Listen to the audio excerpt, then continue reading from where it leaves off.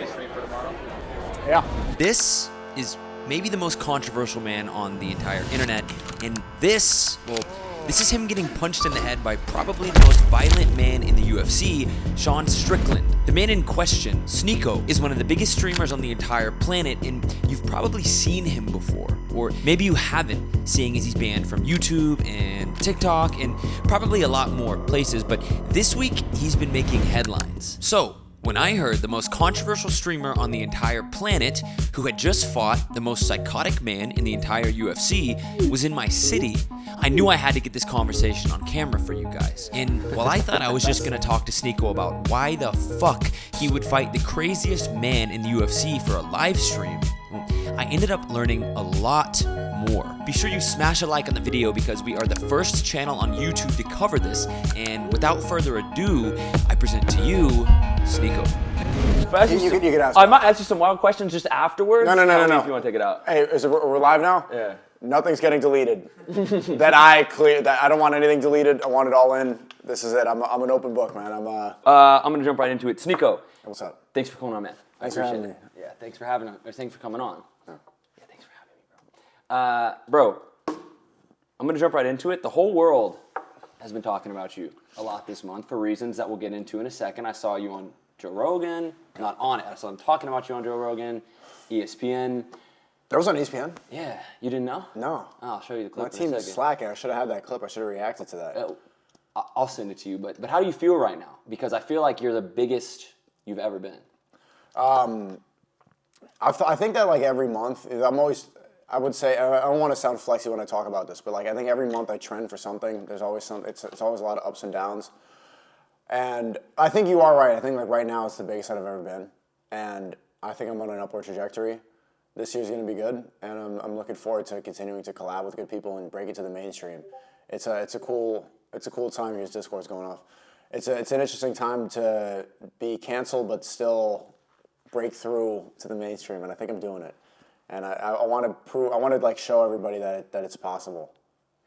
Well, speaking of canceled, you just went viral sparring with another uncancelable human being, and I think a big reason why you have so many eyeballs right now is because of that, right? So you're out in Vegas, and we just have to jump right into this. I'm a big MMA fan. Yeah, and that's good. We have a lot to talk about then. And the first thing I'm going to ask you is what I know is like the number one question of every single person who clicked on this video. What the fuck? Like, what compelled you to get in the ring and spar not only a UFC champion, but like debatably the craziest man in the UFC? So people keep saying, like, why did you ask to do this? Like, oh, he challenged you, or like Sneako was like talking shit about this. Sneako asked him. He asked me. I came up to him and I'm like, hey man, congrats on the win, because he just beat Adesanya. Came up to him like, hey man, I'm a fan. Like, I like what you talk about, stuff like that, because he talks about traditional values, a lot of stuff that I agree with. And then he just thought it was some dickhead with the camera, which, you know, I can understand his point of view. And then he didn't want to do a collaboration. He didn't want to do a podcast. He's just like, let me spar. So I was like, okay, you know, let's do it. Do you think he actually, like, you think he didn't know who you were at all? I don't think he knew who I was, no. I don't think he had any idea. Maybe but yeah, I don't think he had any idea. But so he said, let's spar, and when people ask me to spar, I'll do it. And I'll spar anybody, you know, professionals, people who are a lot better than me. I think you learn a lot from people who are better than you. I think sparring is the best way to get better quicker. And you get to analyze that footage back. It's extremely valuable. You get to learn a lot about yourself. I've learned the most sparring. Like, I've actually wasted a lot of time training, and I'm sure you can relate to this. When you train MMA, you train boxing, you can get into this pattern where you get a coach or you get in a routine where you're pretty much just doing cardio. Where like someone will hold the mitts and then you go 1, 2, 3, 4, 1, 2, 3, 4, 1, 2, 3, 4, and it's just like you're just learning you're not learning how to punch, you're learning how to 1, 2, 3, 4, 1, 2, 3, 4, this, and then you're sweating and you think you're actually getting better, but you're not, because that's not a sparring, that's not a fight scenario whatsoever. So getting in there and being in a fight scenario, you learn so much more. You can learn more in 5 minutes from sparring than you could doing a month of 1, 2, 3, 4, 1, 2, 3, 4, 1, 2, 3, 4. So I think I learned a lot from that, and I just want to keep getting better. Yeah, dude. I mean, if there's anyone you're going to learn from, like a UFC champion is pretty good. And I saw that clip, by the way, of you guys standing, I guess, outside in the gym somewhere, and it looked like he was like, "Hey, let's spar." That was at a Trump rally, actually. Okay, at the Trump rally, he was like, "Hey, let's That was at spar." a private Trump. So that was the second time he's like, we're at a private Trump rally. Trump had just shouted him out, which is like pretty funny. And then he's like, "Oh, Sneako, come on, when are we gonna spar?" So That sounds just like. Yeah, I know. Listen, you guys, this influencer, he doesn't want to spar. Come and spar. And then I was like, okay, sure, let's do it. We scheduled it, and then I went in there and then we did it. And now I'm here. I think that's gonna be very surprising to most people that he would instigate that, because if we think about like the power dynamic of you and Sean Strickland, as far as, and I'm not saying you're bad at boxing, but like as far I am. As far as like skill level as a fighter. I've had a couple months of training. Like, I'm not good. Right. But there's no shame in that, right? Just being green. But the idea that like the now newly ex-world champion of the UFC would be like, "Hey, fight me." It just seems a little bit like trying to bully you to make a point. I don't know, but you said okay, and you got in there, and for the first 4 minutes, for anyone who hasn't seen the footage, most of them probably have, he was basically like letting you work. He was talking shit to you, but he was letting you work, and then for the last like minute, he just started fucking teeing off. So the next natural question is like, was he mad about something? Was anything said beforehand or no? No, I never said anything bad. I think he's a perpetually angry person. Yeah. I think he's the type of guy where if he wasn't fighting, he would probably be in jail. And I don't mean that as an insult. I just mean that, and I think he would agree. I think he's the type of person without the UFC, like, it would be bad. So he's just that type of guy, and he likes to hurt people. He enjoys it. I think that is very close to being a serial killer. I've seen him say that on camera. He says he's a bad person. It sounds like I'm insulting saying that, but he's just that type of person, and I think everybody could agree.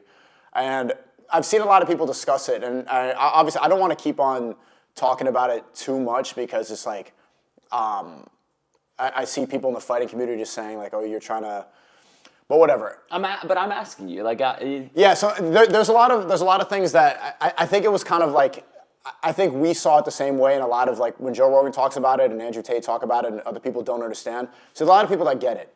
I think the fighting community is like, he went too hard. You probably are like, he went too hard. The influencers are like, "Good job, you went in there, you did something that I wouldn't do." A lot of people are like, "Good job, Sneako, you didn't get knocked out. Like, you stayed on your 10 toes and you look pretty good in there. You faced a champion, blah, blah." But I think the way I saw it and the way he saw it is that we were both doing something good. And it's hard to explain, but it's like the influencer world is becoming so huge and mainstream, where streamers are the new reality TV stars, streamers are the new celebrities, and you could pretty much you get to skip a lot of the steps that the traditional man needs to take in order to become successful. Like guys like Sean, guys like Andrew Tate, guys like at that higher level, they see guys like you and me in their early 20s. How old are you? I'm 25. You're 25. They see guys like us, and you see like there's a certain level of like, you didn't do shit. Like, you didn't have to work for what you got. Mm-hmm. You're just there, you worked a little, you type on your laptop and you have Discord and stuff like that, and then you're able to get a lot of money. They don't respect us for having to skip the steps. They don't think that we had to work hard or we didn't earn any of what we got. Yeah. And so there's a little bit of resentment there. And then there's also the generational thing where we look at guys like that like, well, yeah, you should actually, this is the new way, this is the internet. So it's like this mix of the traditional path and the new age path. And also like the traditional people like having resentment, like, let me just beat the shit out of you, like you don't know anything. And then the younger guys saying, okay, well, maybe I did make all my money on the internet. I want to learn the traditional way too, because in order to become a man, we got to skip a lot of the steps now, and it's actually really important that we go through that. And so I think that fight, because you guys are calling it a spar, I think it was a fight. Okay, a fight, yeah, I agree. I would consider it a fight. And we got in there, and it was pretty much a symbol of like the new generation, the social media dude versus the traditional, like, pull it up by your bootstraps guy. And obviously he's going to win. Obviously he's going to try to knock me out, but I stood up. And I think that was a symbol for a lot of internet guys. Like, yeah, we can still respect the traditional way, but there's a new way to make money. There's a new way in order to climb the path that you don't need to go through all those steps anymore. You can speed run that. And then also the traditional guy, showing that you ain't shit. Take these licks. Like, if I had to go through it, you have to go through it too. And I think that fight was a symbol of that. And even though like I might have a concussion, and even though like he might get disrespect from some people saying like, oh, you should have knocked out Sneako, you couldn't even knock out this amateur or whatever, or you saying you bullied this guy, I think it was a moment where people will look back and be like, this was this was important for the clash of two generations and two different types of men in 2024. That's a really interesting way to look at it because Sean is like, you know, when I think about it, Sean is like the poster child for the old way, right? Yeah, and I even know though he's like 30-something, like he acts like he's but he's like the yeah. angry stepdad, like trying to beat the shit out of his stepson. You know what I mean? Exactly. Like, so, but I know you guys have in common certain values, right? Like you said at the beginning of the show that you Which he didn't know. He didn't know about, and that's why I didn't think he'd seen any of my content or knew who I was at all.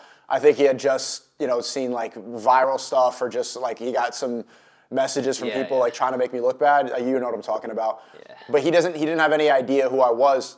And I think if he did, then it would be a different story because he just saw me as like some dickhead influencer. It didn't matter what I talk about. And even if he probably had an idea, he was saying like we're just at the Trump rally and like, oh, these people who go to the Trump rally, they don't even care about Trump. They're just going there because they want to like be part of the MAGA movement in order to get more views. Like he doesn't think, and he's right to a lot of an extent. Like influencers, nothing is really real because you're monetizing off of all of it.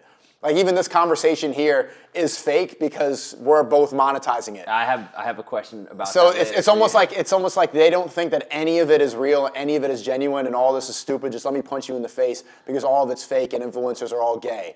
And none of this matters at all. It doesn't even matter what you talk about. You don't work for anything and you're a fraud. So I was going to ask you that later. I'll ask you it now because you just said it, right? Like all this shit is monetized, right? And streamers make a lot of money. When you are about to get in the ring with someone like Sean Strickland, okay, how much are you thinking about the actual fight and the aspect of that you just said, sort of like the honor of the younger generation, being a man, etc. And how much are you thinking about like, damn, this shit is about to go so viral and the future money that it's going to make? That's a great question, and nobody thinks about asking me that or like talks about that. So the way that I think, it's like from literally my waking moment to the moment I sleep, I believe in this concept of active income.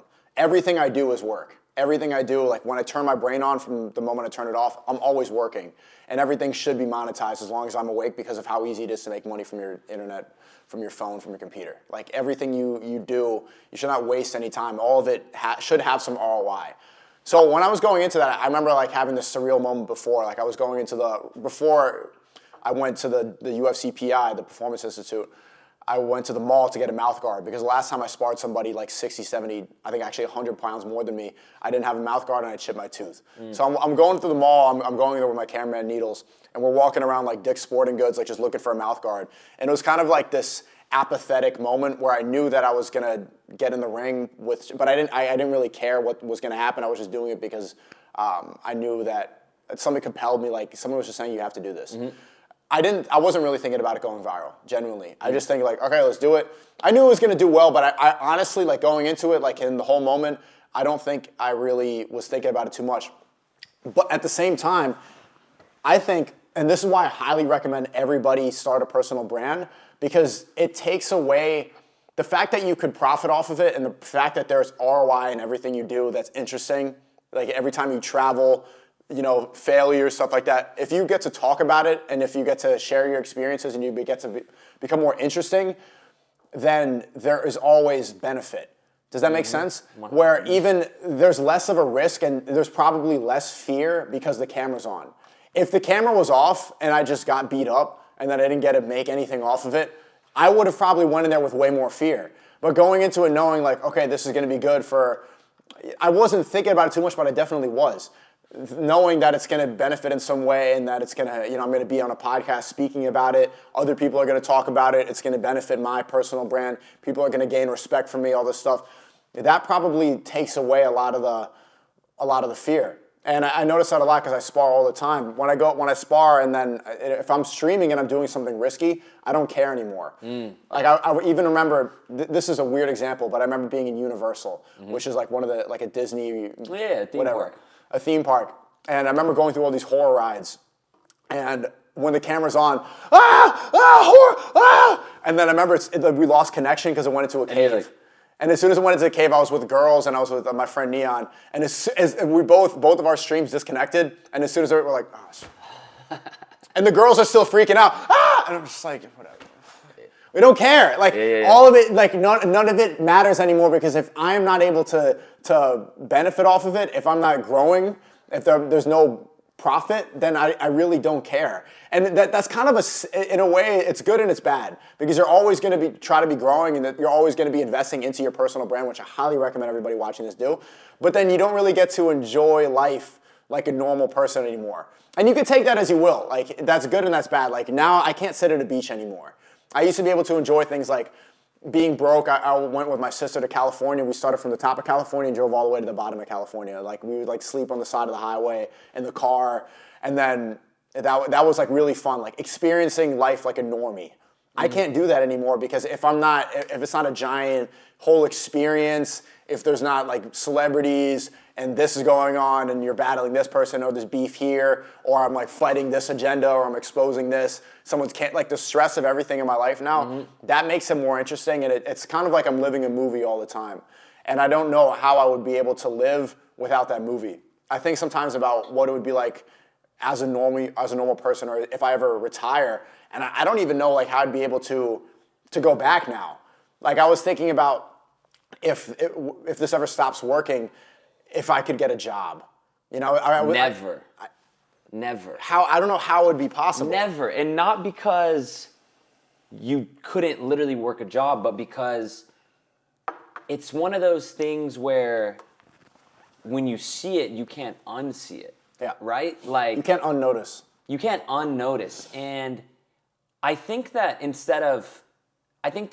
people who aren't in that position would maybe hear that and be like, oh, that would suck to not be able to relax. But I think that once you have that experience, you can sort of reframe it as like, hey, maybe all of we use the word normie on the channel. Everyone knows what you mean if you say that. All of like the normie things, maybe like this actually isn't sort of like the full extent of what life can be. And moreover, I really think genuinely that like in 2024, if you are using the internet every single day and not using it to somehow ROI or make money, because there's so many fucking ways to do it, that is like the most monumental L you could possibly take. It's really stupid.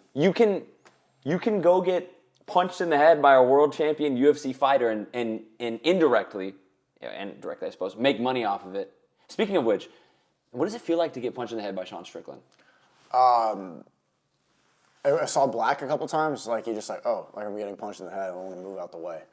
It's just, you know, I don't know. It didn't feel that much different than, I mean, it was harder than, but it's just like, okay, let me get out the way. Yeah. I wasn't thinking about it too much. It's like, let me just get out the way. Well, were you nervous at all? I was like, what were you thinking when you genuinely wasn't nervous at all. At all? At all, yeah. And that's why I'm also like, in a weird way, I'm seeing him get hate, and I do think he went too hard. But also, I think it was meaningful. This sounds so weird talking about it. No. But he did remove a lot of fear that I think I had, and now like it does. So many things don't scare me anymore, which is why like in a sick way, people are making jokes saying you have Stockholm syndrome. I'm actually grateful. I'm grateful for that because I never got hit that hard, and now I know what it's like. I know where I'm at mentally in that position, and the fear of like speaking up to somebody in public and maybe they're gonna punch me in the face. I think that's removed now. I don't have that same level. Like once you jump off the cliff, you know what it's like, and you're not afraid to do it again. Yeah. And I jumped off a certain cliff that I hadn't been able to jump off, and that 99.999% of people never will. Getting in the cage with a psychopath and being able to stand up. Like now that removed the fear, and it removed and I'm grateful. I'm honestly, because I'm going to go forward in life with knowing that I can do that. Yeah. And he gave that to me. You know, it sounds weird, and no, it doesn't. It makes sense. Yeah, it sounds strange, but like it was in a way. I saw some people talk. It sounds strange talking about, but in a way, I do think that there was a blessing in that beating. There was a blessing in the beating. Well, and you're right. You're completely right. I always say this to people in my chat, and I read this sometimes. I have this community called the Love Speech community, and they're talking right now. Right now, they're messaging. They're always talking about the content and everything going on, and they're really invested in my life and everything we're doing and the movement that's going on. It's good, and I love those guys. Like I can. They talk so much in the community. I know a lot of these people and what they're like based on what they say about the content. But sometimes I think about it like, how could you be spending this much time on the internet and not monetizing Just it? consuming. Just consuming. Like it's so easy to create and be a part of this giant bubble right now that if you're not doing it, I always encourage them to clip it at least, because if you're watching this podcast, you're watching a stream, there should be some sort of like active income with what you're doing. If you're just sitting there passively consuming, like you're not part of something that's so big right now, and you should be on it. And it blows my mind. I'm like, how could you? Because I can't do it. I would not be able to watch a stream or a podcast and not be able to apply it to my life. Even when I watch a podcast, that's why podcasts like yours are good, because you're able to like, okay, let me download this information. How did this guy speak on this podcast in order so I can, do the same thing? With intention. With intention. How is he speaking in a way that's going to be able to be clipped up? How is he speaking punctuation so that the edit can be there with the B-roll and the captions on the screen? Like I'm analyzing every single thing that's going. I don't consume anymore. Even when I'm watching a movie or if I'm watching a stream or a clip or anything, all of it, I'm there researching how I could apply that to my own personal brand. And if you're not doing that, you're falling behind so quickly, because this is a modern form of education. And I can't reiterate that enough. But isn't it paradoxical, because we need those people. Like the content has to get views. Yeah. So I think the idea is, I think the essence is like what you just said, which is that two people can go watch a movie. One of them can be a creative who is turning gears and getting inspired for the next piece of content that he's going to create, and one person can just be like, oh, I'm going to kill 2 hours, know? So the hope is that these podcasts can serve that function for people who are doing the former of those two things. But to circle back to something that you said earlier that I also wanted to talk about, you mentioned how some people, I think probably especially in the more experienced MMA community, are like, oh, he went too hard, right? Like, oh, he shouldn't have done that. I don't know if you saw, like, Daniel Cormier and Ben Askren were literally on ESPN talking about this. And both of them were like, nah, the essence of what they said is it was unprofessional, basically. DC said that? Yeah, in Ben Askren. I don't know. I guess I was a fighter, and so maybe I shouldn't be able to be on this. Is like the brain trauma. Like he was trying to hurt that man. Like Daniel, you know what it looks like when one person is trying to hurt somebody. He was trying to hurt that man, and so really, why? Did you watch it? I watched a little bit of it, but I get uncomfortable. I get uncomfortable watching people that are trained fighting people that don't know what they're doing. So you don't agree with that, though? Like, you think he did what he should have done in that situation? I think that... And I won't just hammer this, but I just like... Okay, so here's the thing. He did go too hard, but I'm glad he did, because I still stayed standing. And knowing if he was holding back or if he went easy, I would not get that same level of accomplishment that I have now. And so now, even though I was able to take... And I don't recommend anybody do this. I highly recommend this. Like someone advocating for like shrooms or like stuff like that. Like, yeah, I did psychedelics and I was able to learn something from it, but I don't recommend anybody do it. Yeah. I was able to get through that, and I was able to get over that. And I'm glad. I'm glad that he went too hard, because I realized like where I could go. And it was something that hadn't happened before, and it's probably never going to happen again. It's never going to happen again. Yeah. And most people will never get to experience that, and I'm grateful to have an experience that most people will never get, because that's the fucked up thing about personal brand. It makes you become more interesting. Do you know Chael, like Chael Sonnen? Are you familiar? He's ex-UFC fighter, reporter now, and I was just gonna ask you if you saw that clip of him, because he hosts a big show on YouTube as well, and he said he was talking about you. He was like, I know his feelings were hurt, but I don't know if your feelings were hurt. No. I feel like it was more... They weren't. No, they weren't. It's funny that you saw other people... It's crazy how many people could talk about like something that took 5 minutes. Well, dude. Well, Joe Rogan, too. You saw that one, yeah? Yeah, he called me a silly, stupid kid. Well, he said, and I quote, he said, yeah, he beat the shit out of that guy, talking about you. Yeah. Is it he beat the shit out of that guy? Or is it like he beat the shit out of that guy and it was a good learning experience? Or do you think that's unfair?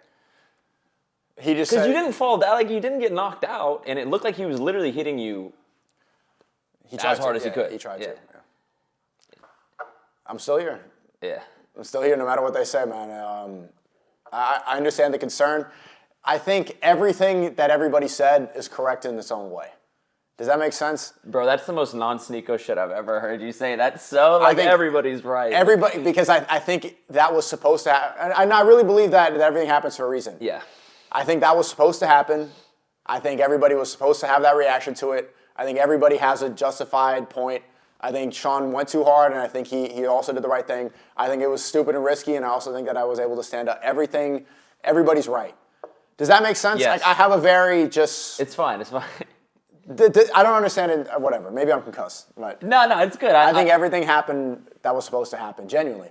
Would you spar a UFC fight? Well, you did, and we'll talk about that in a second. But after the more recent one, would you spar a UFC fighter again?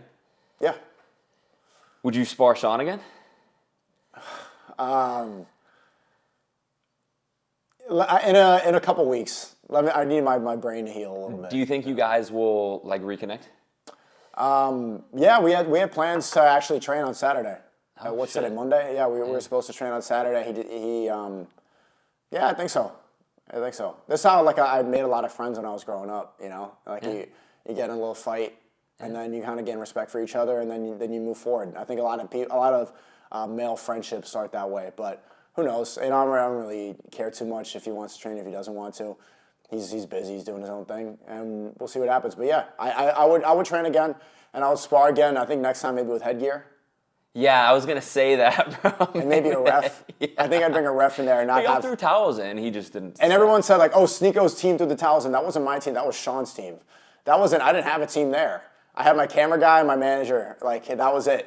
And then Forrest Griffin ran in, and Jake Shields was kind of off to the side. But there was no team throwing the towels. I think next time, if I was spar him again, I'd bring a referee and maybe some headgear. And some headgear and a medic on scene. Yeah, throwing towels at Sean Strickland is like shooting a bear with a fucking BB gun. Like it doesn't matter. Yeah. He's not gonna stop. No. But I see you with MMA legends all the time.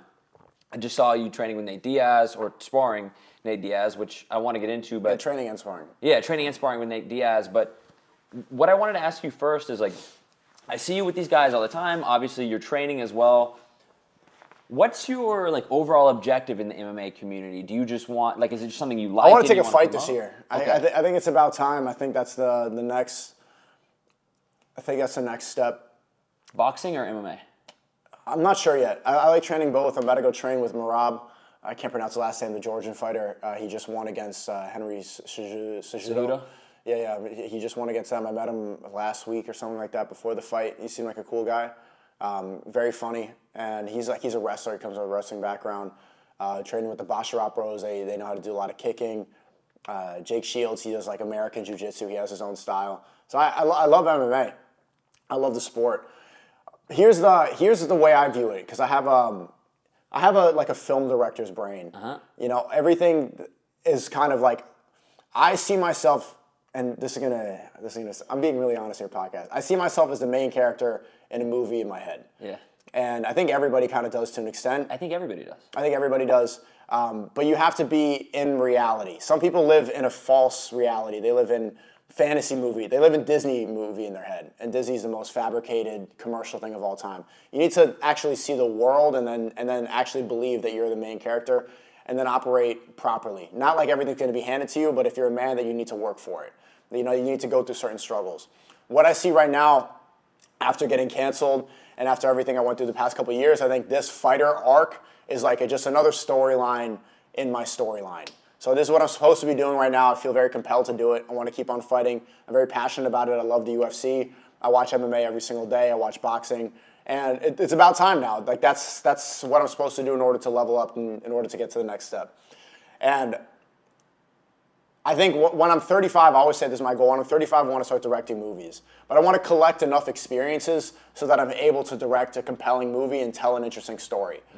And I don't, I came from I had a pretty like decent life. You know, my life wasn't extremely difficult. You know, we all grew up in America, so it can't be that hard.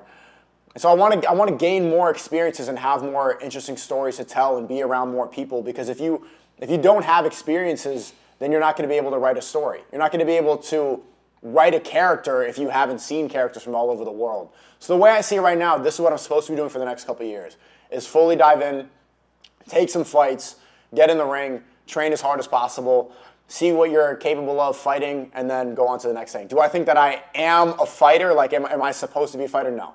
I don't think I'm ever supposed to be that. But, I'm young. I'm 25, and I want to see what I'm capable of before I turn 30.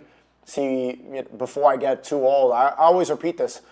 The alcohol and the drugs, the parties, that's always going to be, the bar is always going to be there. My youth is fading. And so this is my last chance to really see physically what I'm capable of, to really test my body to its full limits.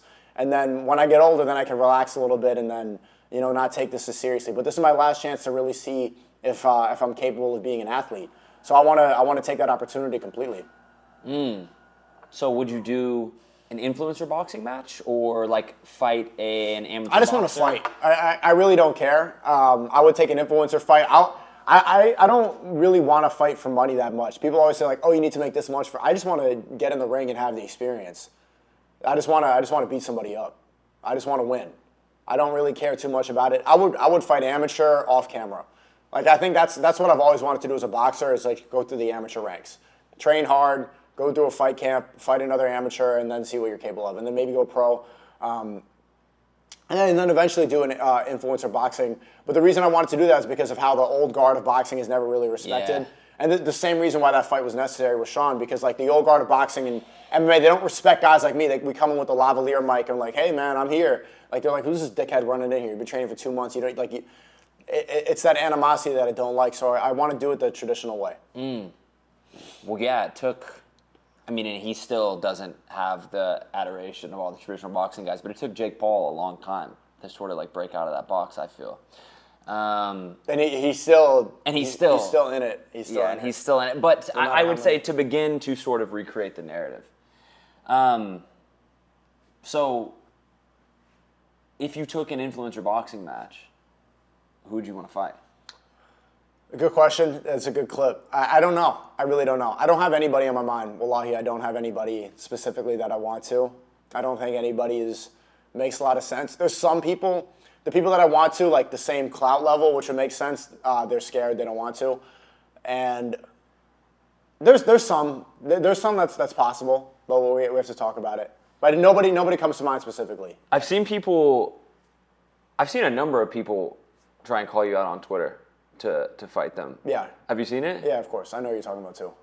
Yeah, and it's just like, that doesn't make any sense. Like, let's be honest. You wouldn't fight him? A lot of these people don't make any sense realistically. Like, it doesn't make sense for me. If I'm going to do an influencer fight, these people are not worthwhile. No.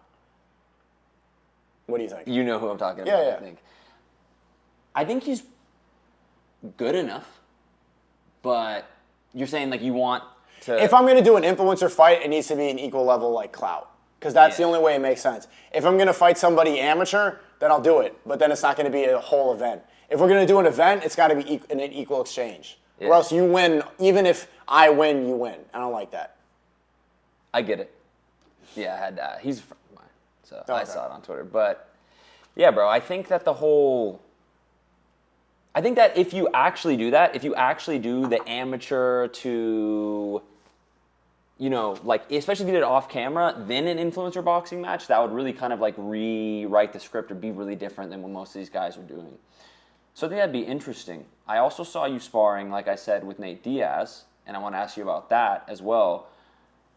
What was that? First of all, how did that happen, and what was that like? So I met him in Vegas, I think, the night last week, and yeah, he came up to me. He was a cool guy. Hung out with him a little bit, and then he's like, "Yeah, come to my gym." So I went to Stockton, California.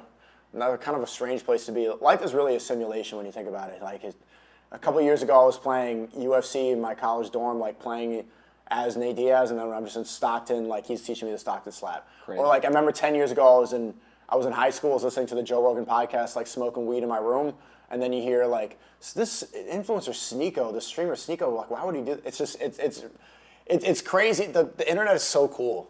What you're able to do with this thing, because you don't just need to live as a consumer, man. Like you can really do something with this thing. It's really the whole world is at your fingertips. Like anybody that you see, they're not that far away. So I would just highly recommend. It's so dope. It's so dope doing this. So Nate Diaz, I just went to Stockton, and then we hung out, went to the gym, and consider he's a cool guy. Was he like a good training partner? You think did he let you work and? Yeah, he did. So he didn't want to do it with the cameras on, and which I respect, and that makes a lot of sense. So because he knows that's where a lot of the ego's involved. So we did 3 rounds boxing, and I did some jiu-jitsu with him as well. And it wasn't it wasn't hard sparring at all. It was just sparring, headgear on, making sure we worked. I saw a clip of.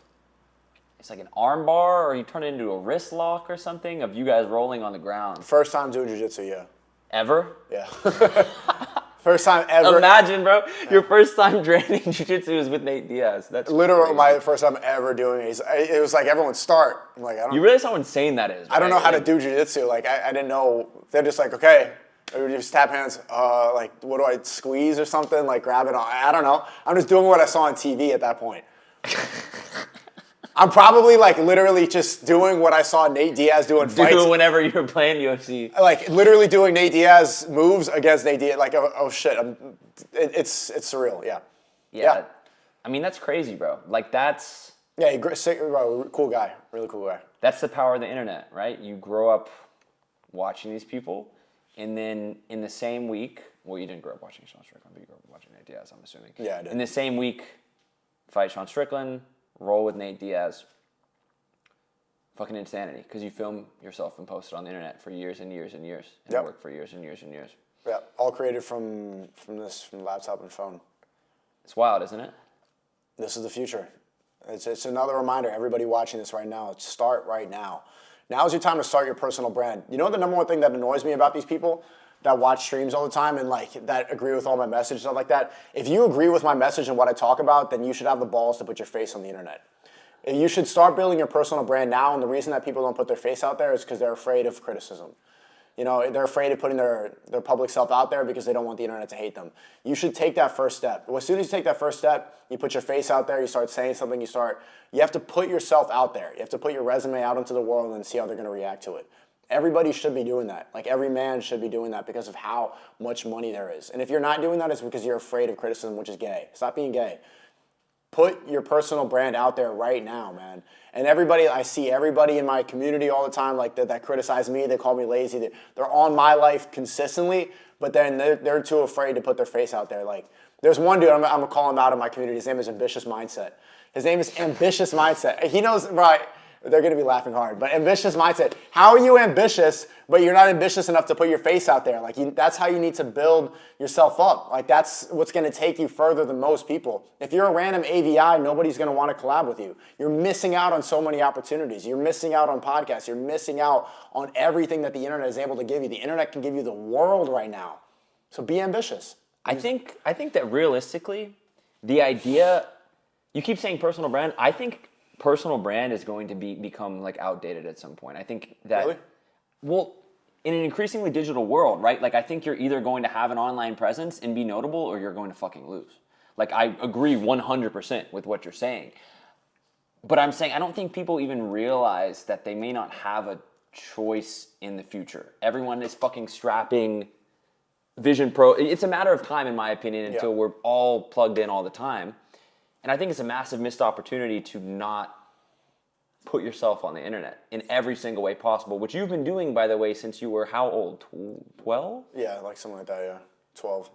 I started my main channel when I was 14, but I did other channels when I was like 12, yeah. I saw a clip of you in preparation for this interview, actually, at age 14, I think, and it was like a message to my 21-year-old self. Yeah. And it was pretty funny. You're basically like talking shit to yourself about like, oh, you didn't do this, you didn't do that. You know what's funny about the video before you finish the question? This is how I've been so locked in on this, knowing that it was going to be the way to make money. I made that video when I was 14, knowing that I was setting myself up to make a reaction video when I was 21. I was saying like, I'm going to roast myself so that when I'm 21, I can be like, oh, look at this idiot making fun of me. I was giving myself a viral video years before I even was able to make it. Do you understand? Like this is, and look where I'm at now. Like if I was able to predict that at 14, get off your ass and just put your face out there. Start now. Bro, like how are you letting a 14-year-old lap you? Do you feel like, or actually let me ask you this. What would you say to your 14-year-old self right now if you could talk to him? Don't do drugs. Skip that. Well, at the same time, like I learned a lot from it. I don't know, man. I think everything was supposed to happen. I'm glad everything happened. I think everything happens for a reason. I think it's all part of the journey or whatever they say. I wouldn't change anything. I think everything was meant to be, even the ups and downs, like it was all necessary. I wouldn't want anything to change. I wouldn't say that much to him. I wouldn't say that much to 14-year-old me. I think if I said something motivational, I would have called, like 14-year-old me would have called myself corny for trying to like motivate. Shut up. Like I can just hear him. I would probably tell myself to shut up. So I don't think I would say anything. Like genuinely. I don't think I would just be like, yeah. I would be really nonchalant. I wouldn't want to mess it up. I wouldn't want to change what was supposed to happen because I'm very glad everything like went this way. Yeah. Right? I'm very glad that it went on that path. I don't want to disrupt the movie because the movie was written. You know, it's like going back and editing a movie after it came out. Yeah, it's like writing your own script. So I don't want to rewrite the movie. It was already published. The movie's already in theaters. That's a cool full circle moment. You've been through so many different, well, you said it earlier, like character arcs. Yep. Because I remember coming across your YouTube videos years ago, whenever they were almost like abstract art pieces, I think is how I would describe it. You've been seeing the OG stuff. Oh, yeah. So it's very unsurprising to me to hear you say that you want to direct film at some point, because like that was my introduction to you. And then that was years and years ago. Do you remember the video? It was a bunch of them. It was around the time whenever it was sort of like a lot of cinematic B-roll in the city, and they had text overlays, and they were basically just like narrated sort of think pieces or rants. And then I hadn't seen you for quite a long time, and then I remember like 2 years ago coming back across you and being when I was streaming? Yeah, and being like... I fell off pretty hard. No, but I was like, holy fuck, that's the same kid. I was like, And I've had that same experience with a couple guys, like, I don't know if you know who Luke Belmar is, but like... Of course, yeah. Because I knew him in one context, and I didn't speak to him for like a year, and then one day I get on my Instagram, and I see a short of this guy talking on a podcast with like fucking 1 million views, and I was like, wait, that's the same guy that I used to know. So you totally reinvented yourself. And I think that since then you reinvented yourself again, right? And basically my understanding is that a huge part of that recently has been training and like your love for fighting in that sport. Do you think that everyone should learn to fight, like every man? Every man should learn to fight, yeah. Every man should learn to fight, absolutely. Especially younger. I was talking about this with my dad earlier today, actually, because when I was 6 years old, I wanted to be a boxer. Mm-hmm. I like that you have this Muhammad Ali poster up here. I remember wanting to be like Manny Pacquiao. Pacquiao is, I'm half Filipino. He's a Filipino idol. Mm-hmm. Every single Filipino boy watching this is like probably idolized Pacquiao at some point. It's like, I want to be a boxer. And my mom really and my grandparents really, they didn't want me to do it because it's like, you're going to hurt your head. No, you might get a concussion. You might get the concussion. Like they're very don't run. My grandmother didn't want me to run. You might fall and hit your head. No. You might fall, hit your head. So walk everywhere. And it was just too safe when I was a kid. And my parents were the exact same way. Too safe? Yeah, it's just, and you're supposed to unleash that. And I think that's why I'm grateful for fighting now, is because I've realized a lot of things that I didn't get to realize when I was younger. I wish I had gotten into more fights when I was younger, because then I would have got over that mental block. Like I went through a lot of my teenage years wondering like kind of worrying and fearing a fight. So I highly recommend everybody do it. And I was talking with my dad earlier. I remember like my parents are kind of, so my dad's from Haiti, mm-hmm. and then he moved to New York when he went to college. And my parents I was born in New York. We used to live in Brooklyn. Mm-hmm. And so it was like the late 90s, and there was like this liberal, like early 2000s Brooklyn phase. I remember seeing pictures of like my parents and all the other liberal parents in Brooklyn on the steps during Halloween. And it was like this like, oh, we're like progressive type thing. That was when liberalism first started really infecting the East Coast, like when Friends was out and all this stuff. And then I remember when I was younger, my parents used to say stuff like, if Sneako wants to do ballet, it doesn't even matter. Like if Sneako wants to do ballet, let him do ballet. It's like, yeah, like he can do ballet.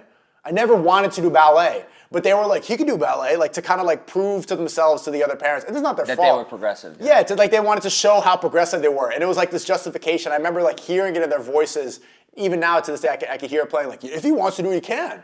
And it was just to kind of like beat this traditional way of parenting that they were raised with and that a lot of people were raised with and not for any bad reasons, but because they wanted the best for us. You know, they wanted to break past a boundary that they thought was holding us back, but it wasn't holding us back. What I really wanted to be was a boxer. I didn't want to be a ballet. And I never did ballet, but it was like that idea, like, if Sneako wants to wear pink, he can. Yeah. I never said I wanted to wear pink, but like they wanted to show me that they basically wanted me to do whatever I wanted to do. It's well-intentioned. It's well-intentioned, but it's gay. And so they should have been like, if Sneako wants to do whatever he wants to do, like, if he wants to box, he can. And that should have been, well, you know, it's not should have been. They did a great job. But I was talking to my dad about this, like, I want my kid, when he's 6, 7 years old, to be doing jiu-jitsu and boxing, like, as soon as possible. I think that's going to be extremely important. I want him to cry after a sparring session and, like, just get up, just get over it. I want him to spar a kid and, like, get, like, blood on his shirt, you know? Like, that's all I think is extremely important. The stuff that I'm doing now, I want my son to do when he's a lot younger. So I think, because I want my son to do that, I think that's very important for every guy. And seeing now, I'm telling everybody watching this, like, how much fear has been removed from my life and from my mental, from sparring, from getting into MMA. I highly recommend for every guy to do that, because I know how much of a mental block that is for a lot of people. And you can even see guys like Zuckerberg.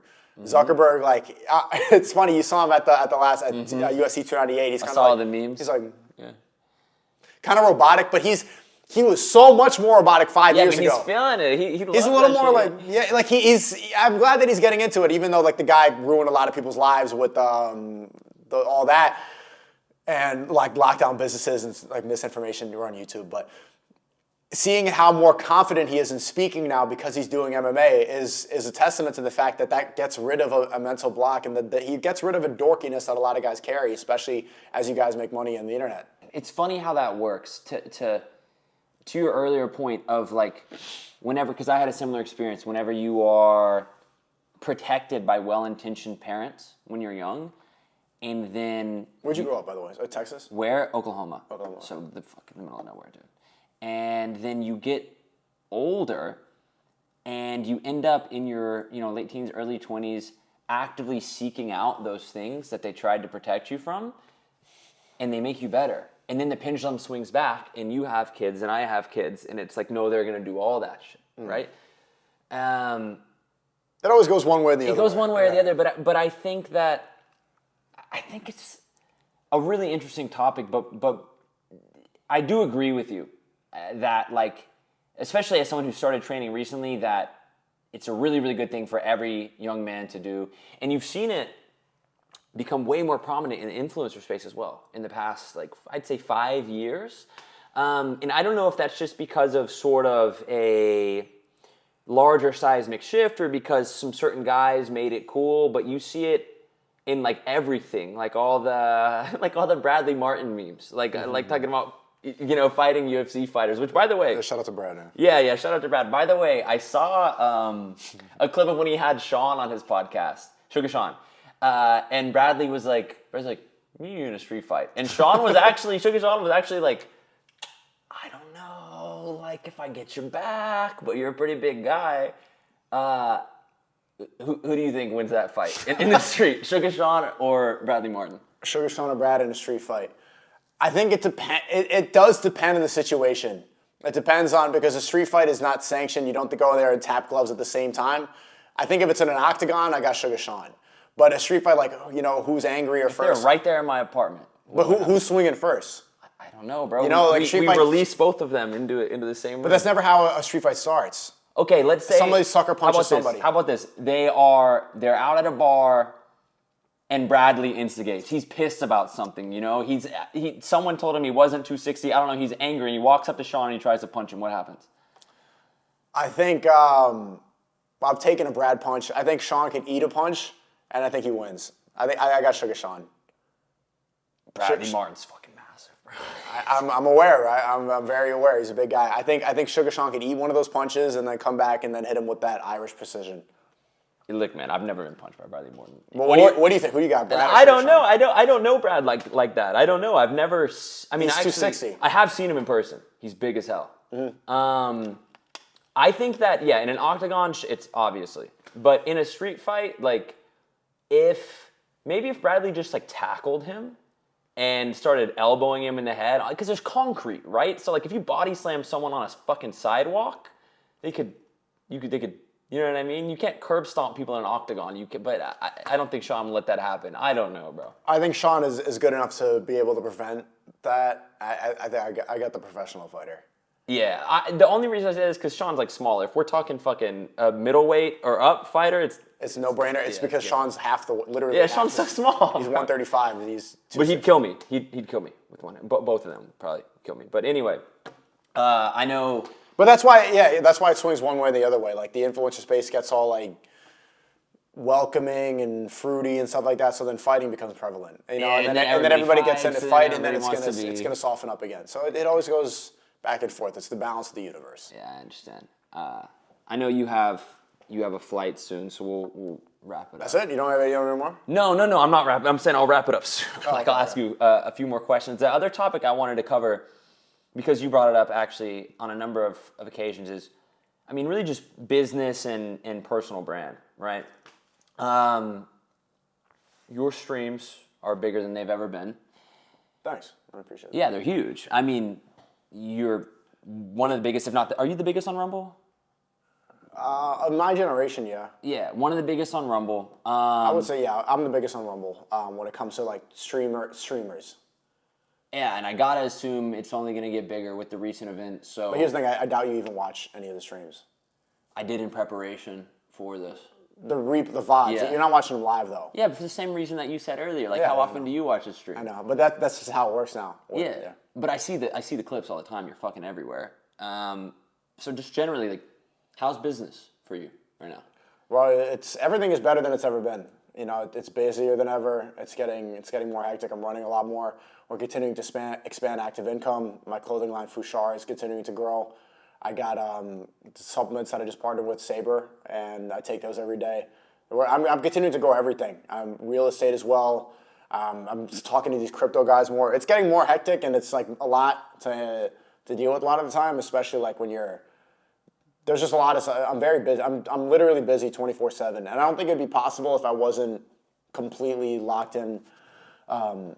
If I didn't cut out all distractions, like that's what I'm doing this year. Yeah. Like I'm ignoring. I don't have a girlfriend. I'm ignoring all women. Really, like, I'm doing my best to do that. No drinking, partying. If I go to a club or a party, it's on a stream, so I'm not even. Yeah. And it's the same thing, like the roller coaster at Disney. You know, like as soon as the camera's off, like I'm at the club. I'm at the club to like pretend to have fun for the stream, or like to make sure my friend has fun. So I'm literally just working, and I want to see how much I can do this in the next couple of years. And then, when I get older, then I can start making what I really want to make. But I'm full grind mode. And I would say it wouldn't be possible if I wasn't on my Dean. Like, I'm really just praying, exercising, working every single day. And it's having a compound effect. I'm seeing you guys are seeing too. You're saying that you've seen it. Everybody's seen the results of me fully locked in. So I highly recommend you guys do that right now. If you're in a slump right now, you're watching this, I highly recommend cut out your distractions.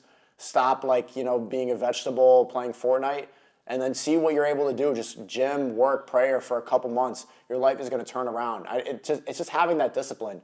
You got to light a fire. And another reason I recommend people start a personal brand is it lights a fire in you that if you grew up like in a pretty easy, suburban, having a personal brand will light a fire that you didn't have without it. If you have a safety net, if you have a comfort zone, if you have two parents, and you're in a good school and you're in a first world country, you're not going to have that same hunger that Mike Tyson had, for example. Mike Tyson had to literally punch his way out of Brownsville, Brooklyn.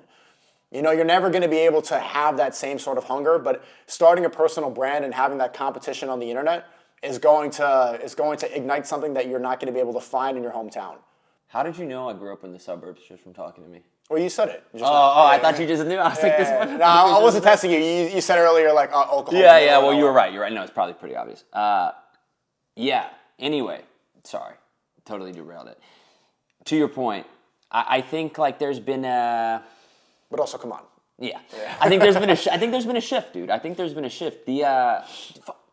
Okay, new Drake album. He said... What is it? My young is richer than you rappers and they all stream. Talking about Kai, obviously. But, like, that, to me is indicative of, and you said this earlier with like the sort of dynamic of you and Sean, like that is indicative of where the fucking money is going in the world and like what the future of business looks like. Do you think that content creation is like the biggest and best avenue for anybody watching this right now that is trying to make money? Yes. If you have nothing, it's what I know best out of everything I do. Out of all my businesses, like what I'm the best at is definitely personal brand and content creation. I'm getting better at everything else, and everything else is doing well, but my specialty is definitely this. Obviously, like if I was able to survive cancellation and be here, and you don't just have to be somebody in front of the camera. There's a guy behind the camera right now who's helping out this podcast. Shout out to Garrett. There's so many opportunities. There's just too much, like the clippers and the people scheduling and the assistants for it and the sidekicks and the filmers and the managers. Like I know so many positions. Right now, I could hire 4 or 5 more people, but just nobody stepped up. And if you guys were able to analyze and see like what does Sneako need, you would get hired. Like there's no reason that you should be a bum doing nothing right now, considering how much money's on here. So if you got nothing, man, content creation right now. And I think the quickest thing, if you want to go from 0 to something now, because people have no work ethic, people have absolutely no work ethic. You don't stick with anything. Start clipping. Clipping is the easiest way to go to do something. And you're watching, like literally people are watching your podcast right now, watching your YouTube channel. You can screen record it on your iPhone, upload it to Twitter, upload it to TikTok, and you can make money like literally like that. We literally put out open applications for people who want to run clips for us like once a month, bro. Yeah. Like if you can create clips that get 10,000 views or more, I will just pay you. Like to basically an infinite degree, and that's the case for like most creators.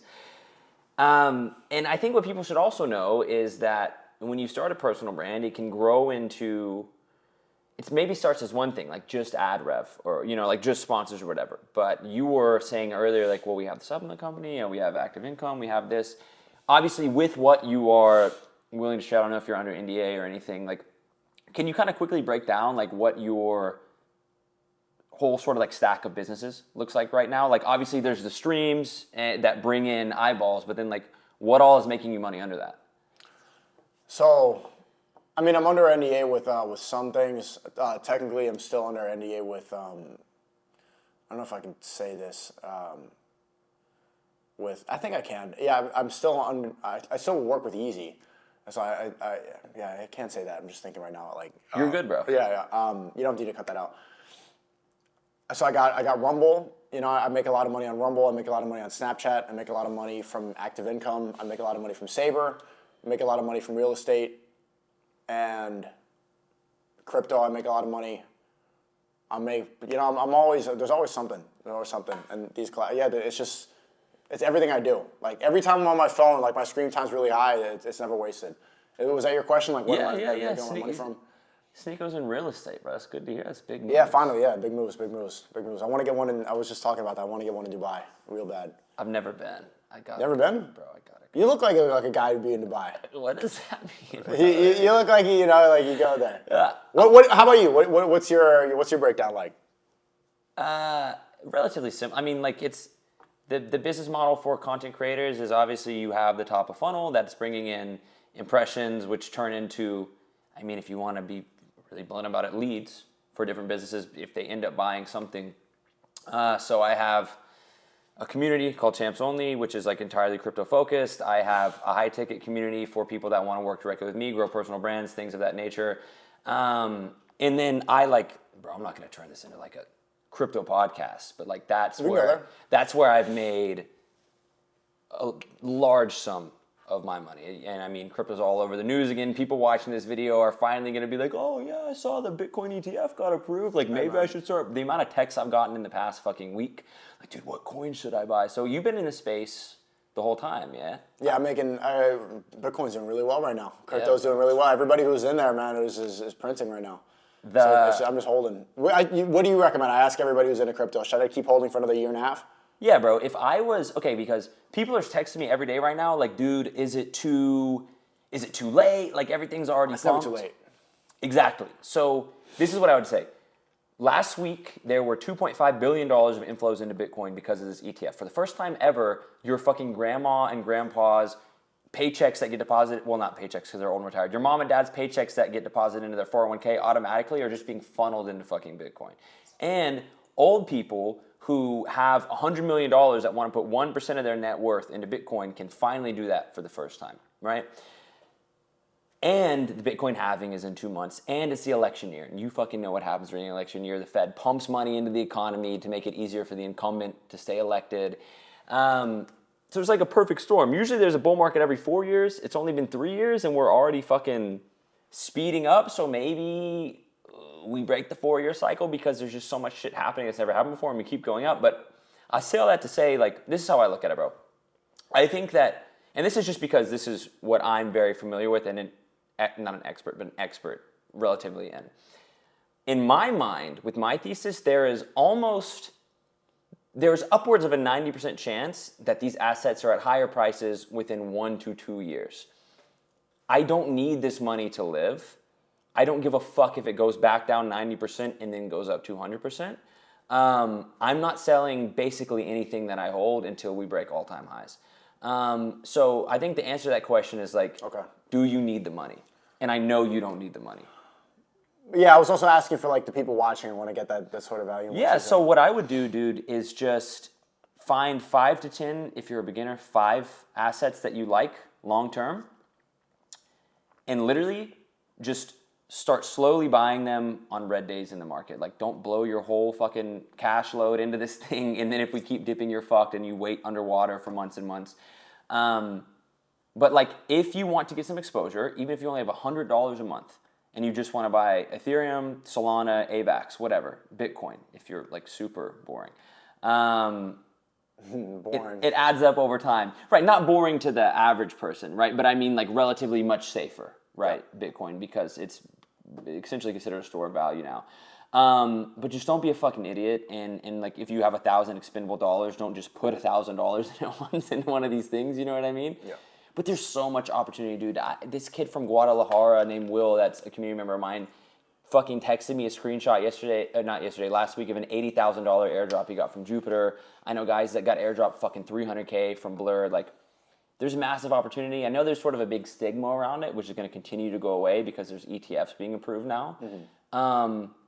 I just think it's the most asymmetrical opportunity basically that exists right now. But you can get absolutely fucked. And most people lose 99% of their money. Because most people won't buy anything until Bitcoin's back at all-time highs and fucking Jimmy Fallon is buying Bored Apes. And Logan Paul's launching Crypto Zoo too. So, like, it is what it is.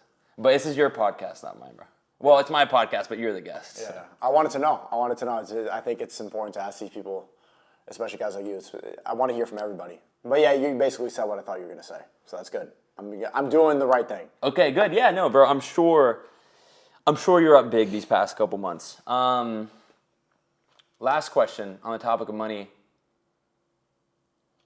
Are you ever going to get that millionaire party from Tristan? They're right now. They're going through things that are pretty big. They're fighting big fights. Yeah. So let them beat that battle before they think about throwing a little party for Sneako. You know, like if it doesn't happen, it doesn't need to. I'm not really much of a partier, so it's okay. It's okay. I can't hold them. You know, it's fine. But you made but you made $1 million. Of course. Yeah. Of course. I should have had that party in 2022. You should have had that party a minute ago. Yeah. Congratulations, bro. And congratulations on all the success that you've had in the past year. Thank you. Like I said, I saw you way back in the day. And I never would have guessed that it would turn into this, but at the same time, streaming wasn't even around back then. So I've watched you piss a lot of people off, get canceled and uncanceled. Well, never uncanceled, just get canceled multiple times, but just keep creating content. And become, so far, probably the most talked about streamer of the year.